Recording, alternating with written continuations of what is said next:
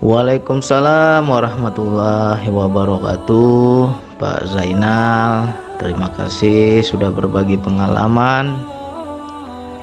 Jadi dalam berzikir nafas, kenapa banyak teman-teman yang merasakan daya sehingga membuat tubuh kita tergoyang, menggoyang dia, kadang kiri ke kanan, kadang depan ke belakang, ya kan? Berayun-ayun, itu sebenarnya daya. Ketika kita berzikir, kita akan merasakan daya, dan itu juga tergantung orangnya. Ada yang peka pada daya, ada yang nggak peka. Kalau yang peka itu situ dia cepat goyang, cepat goncang. Bagi yang tidak peka ya mungkin anteng aja, diam aja, ya. Jadi sebenarnya di zikir nafas ini energinya sangat besar. Kenapa ya Bang? Saya mengganggu-anggu. Semakin saya ikuti makin kencang, ya. Itu sebenarnya di dalam diri kita itu ikut berzikir, ya. Ketika kita berzikir menyambung kesadaran kita kepada Allah, maka seluruh apa yang ada di diri kita ikut berzikir. Seperti darah berzikir, seperti nadi, urat saraf kita, jantung berzikir, ya. Makanya terkadang juga ada yang dadanya berdetak kencang, ya macam-macam. Tergantung orangnya, beda-beda, ya. Jadi itu kebanyakan sebelumnya, ya seperti yang tadi saya kasih contoh video, apakah seperti ini mengangguknya, saya bilang. Sebelumnya Pak Zainal pasti sudah pernah mengamalkan zikir tertentu. Mungkin kita dulu pernah ikut toriko. Jadi ada zikir yang kita amalkan. Jadi ketika kita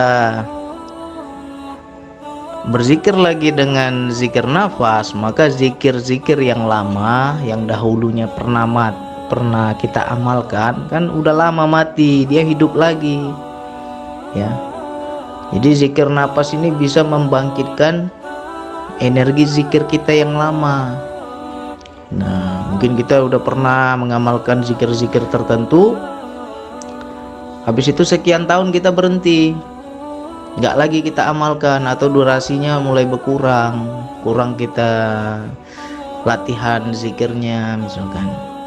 Nah, ketika mengamalkan zikir nafas, daya di zikir nafas ini sangat besar, sehingga zikir-zikir kita yang dahulu aktif lagi, hidup lagi dia. Di situ menimbulkan gerakan-gerakan. Tetapi apakah itu harus diikuti atau diabaikan, Bang? Nah, jadi begini. Kalau di zikir-zikir yang lain, apalagi zikir zahar, itu kan dayanya itu paling besar itu di zohir kita, di jasad kita. Karena kita ini zikir sir, jadi kita tidak boleh bergoyang, tidak boleh ngangguk-ngangguk. Kenapa nggak boleh, Bang? Itu kan dayanya memang benar-benar dari Allah, bukan kita buat-buat. Jadi memang benar itu dayanya dari Allah. Cuma kita nggak boleh ikuti. Kenapa nggak boleh ikuti? Kalau kita ikuti goyang terus, ya goyang terus dia. Kita nggak bisa masuk ke jiwa, karena ikatan di jasad itu sangat kuat, ya. Jadi dalam berzikir nafas sangat pantang gerak sana gerak sini. Jasad kita harus diam seperti patung, sama halnya dengan orang tidur. Kenapa bisa tidur? Ya karena dia nggak bergerak lagi, rileks, santai, ya lepas dia. Coba kita goyang-goyang, bisa nggak orang lari sambil tidur sambil lari? Nggak bisa. Tunggu dia diam dulu baru bisa masuk ke jiwa. Jadi begitu juga dalam berzikir nafas, ketika kita merasakan daya yang sangat besar, tenangkan diri kita, ya. Maknain tenang, kita jangan fokus pada dayanya. Karena kalau semakin diikuti, semakin menyatu daya itu, ya kita di jasad terus.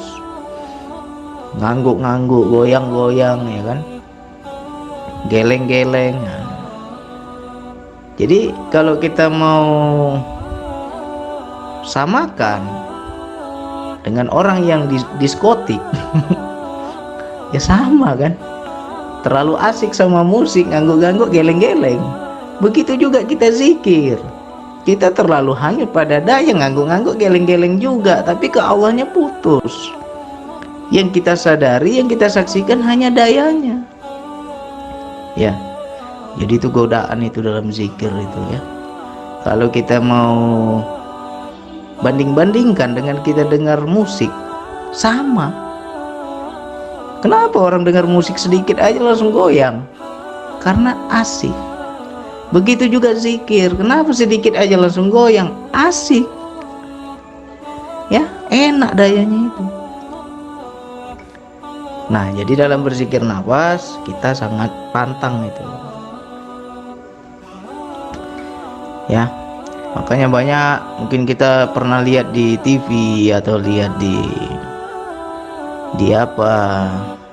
YouTube, ada orang berzikir sampai ngangguk-ngangguk, goyang-goyang sampai parah sekali.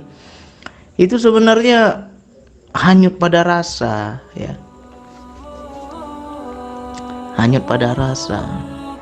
Apakah salah atau benar itu, Bang? Benar, sebenarnya nggak salah. Benar itu, orang dia berzikir kok, ya kan?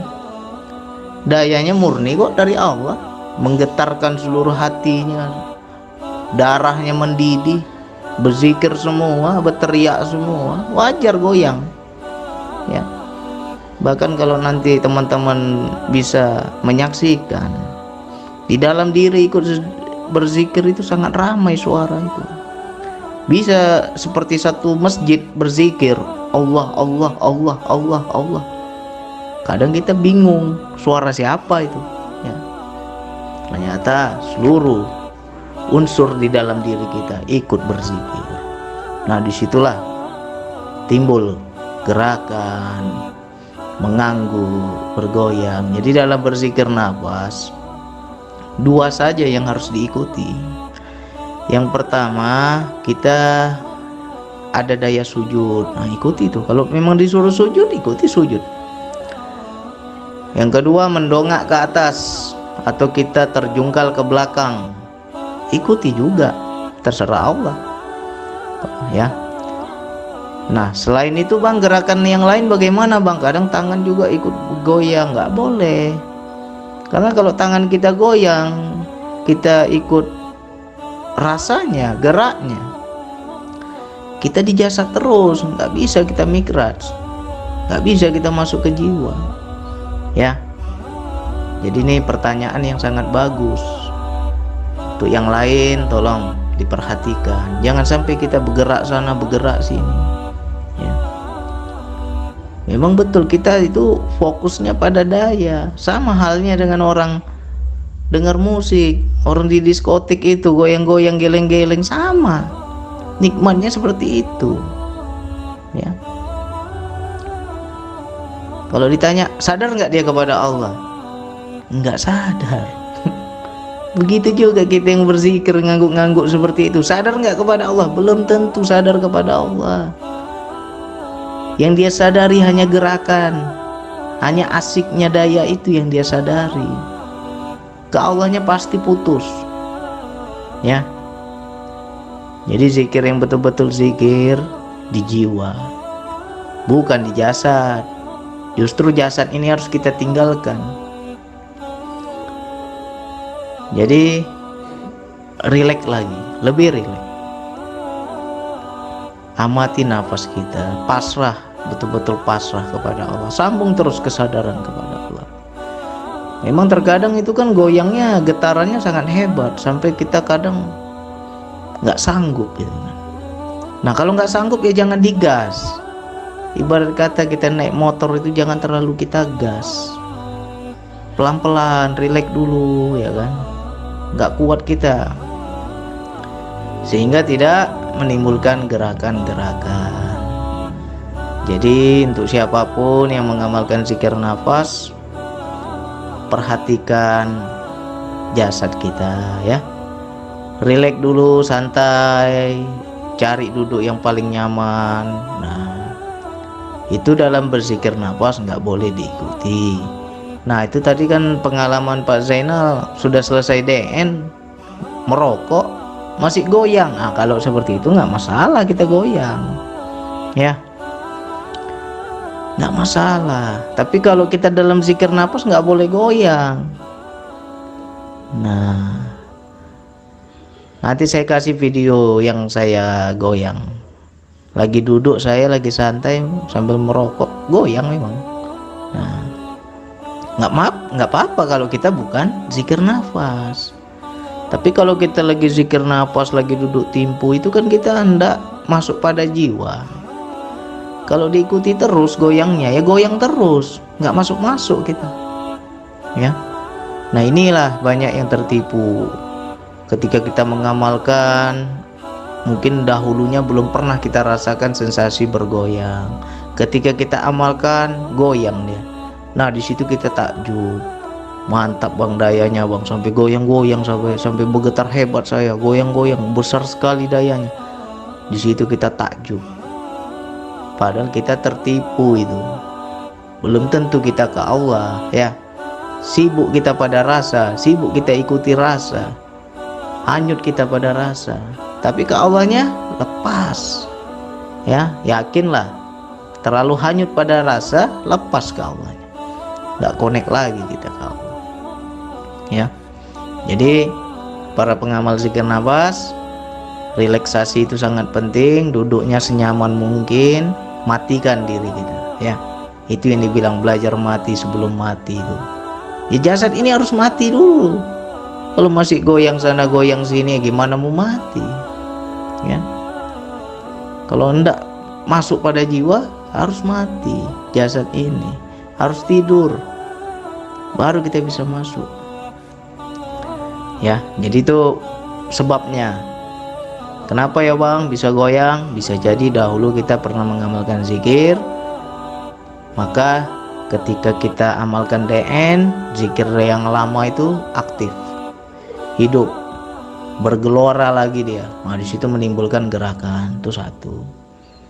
Yang kedua, memang kita peka pada daya, sehingga goyang sedikit kita langsung fokus pada dayanya. Akhirnya kita ikuti makin bergerak dia, makin hebat gerakannya. Ya, itu juga namanya tertipu, ya. Jadi hanya dua yang bisa kita ikuti, sujud dan mendongak ke atas. Selain dari itu jangan diikuti.